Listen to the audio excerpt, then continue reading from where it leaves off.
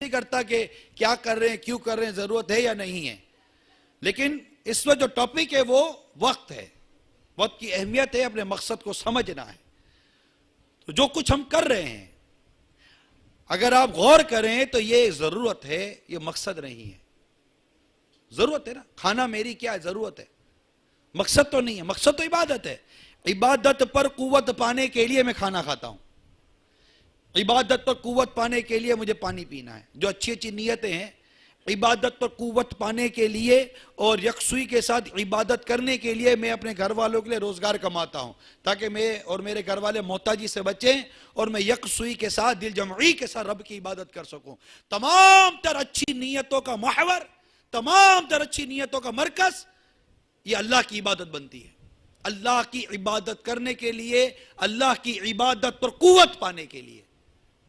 وَمَا خَلَقْتُ الْجِنَّ وَالْإِنسَ إِلَّا لِيَعْبُدُونَ. ہم نے جن اور انسانوں کو اپنی عبادت کے لیے پیدا کیا ہے. اس آیت کریمہ کا خلاصہ یہی ہے، عبادت کے لیے ہم آئے. تو عبادت یہ ہمارا مقصد ہے. بات سمجھ رہے نا اب آپ؟ تو جس طرح ہم اپنی پڑھائی کو کور کرنے کے لیے فکر کر رہے ہیں، جن کی نماز قضا ہو گئی، یہ کہنا نہیں ہے میری نماز قضا ہو گئی.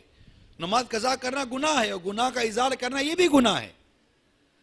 لیکن ہر کوئی سمجھے کہ میں اپنے اس کام میں جتنا مخلص ہوں، اس کام کو میں جتنی دل جمعی کے ساتھ کر رہا ہوں، میرا جو بنیادی مقصد ہے پیدا ہونے کا، ایکم احسن عملا، کہ تم میں سے کون اچھی عمل کرتا ہے، مطیع و فرما بردار ہے، مخلص ہے. ان تمام چیزوں کو دیکھنے کے لیے ہمیں خود اپنا ذاتی محاسبہ کرنا پڑے گا. خود احتسابی جس کو کہتے ہیں، اپنے آپ کو دیکھیں، اپنے آپ کو ہم چیک کریں کہ میں کھڑا کہاں ہوں. یہ میں نے آپ کے سامنے ایک جائزہ کھینچا ہے. مقصد وقت کی قدر کو اللہ تبارک و تعالی نے اس خصوصیت کے ساتھ وقت کی قدر کو قرآن مجید کی ایک انتہائی زبردست صورت میں بیان فرمایا ہے. مشہور و معروف صورت ہے، اس کو سمجھنے کی کوشش کرتے ہیں. اس زمانہ محبوب کی قسم، بے شک آدمی ضرور نقصان میں ہے مگر جو ایمان لائے اور اچھے کام کیے اور ایک دوسرے کو حق کی تاکید کی اور ایک دوسرے کو صبر کی وصیت کی. سورہ عصر میں جو یہ پہلی آیت ہے والعصر، اس کی کئی تفسیریں ہیں. ایک تفسیر میں اس آیت کے تحت وقت کی اہمیت بیان کی گئی ہے،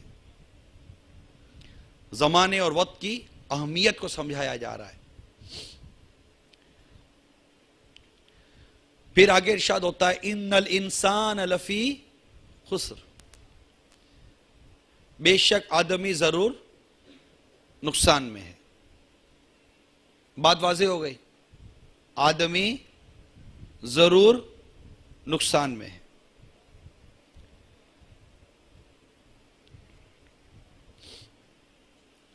کہ اس کی عمر جو اس کا راس المال ہے، 30 سال 40 سال 20 سال 50 سال جو ہم کی میری عمر ہے یا جتنی عمر گزر رہی ہے، راس المال کہتے ہیں مال کا سر، راس، مین کیپٹل. کہ اس کی عمر اس کا راس المال ہے اور اصل پونجی ہے، وہ ہر دم گھٹ رہی ہے، وہ ہر دم گھٹ رہی ہے، کم ہو رہی ہے. ظہر تک ہمارا وقت جتنا دنیا میں تھا، ہم 2-2.5 سال اپنا وقت کم کر چکے ہیں. گھٹ رہی ہے نا. ہمیں جب بھی موت آنی ہے، ہم زور سے لے کر اب تک 2-2.5 گھنٹے موت کے قریب ہو گئے. ہم نے موت کی طرف جو ہمارا سفر جاری ہے، اب وہ سفر کب پورا ہوتا ہے نہ آپ جانتے نہ میں جانتا ہوں. ہم نہیں جانتے کہ ہماری وہ موت کی منزل 10 سال میں آتی ہے، 15 سال میں آتی ہے، 1 منٹ کے بعد ہماری منزل ہے، یہ ہمارے لیے غیب ہے۔ اور مسلمان غیب پر ایمان لاتا ہے، یہ ہے نا، مسلمان غیب پر ایمان لاتا ہے، یؤمنون بالغیب، تب غیب پر ایمان ہے۔ اور ہمیں نہیں پتا ہماری موت کا وقت کب ہے، لیکن یہ طے ہے کہ موت آنی ضرور ہے۔ دنیا میں جتنے بھی مذاہب ہیں، جتنے بھی اعتقادات ہیں، کوئی کیسی ہی مینٹیلٹی رکھتا ہے، کیسے ہی اسکول آف تھاٹ سے اس کا تعلق ہے، کانسیپٹ ہے، وہ یہ ہے موت آنی ہے۔